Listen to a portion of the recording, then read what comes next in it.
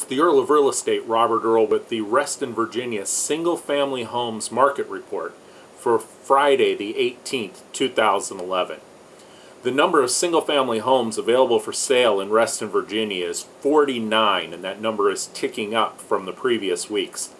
The median price is $559,523, and that amount's trending down from the past weeks. Number of days on market is 101 days, and the price per square foot for the properties that are listed for sale is $223. The Altos Market Action Index is at 19.5, and a number below 30 indicates that it's a buyer's market. Now, if you'd like a detailed report, you can visit our blog at blog.theearlofrealestate.com.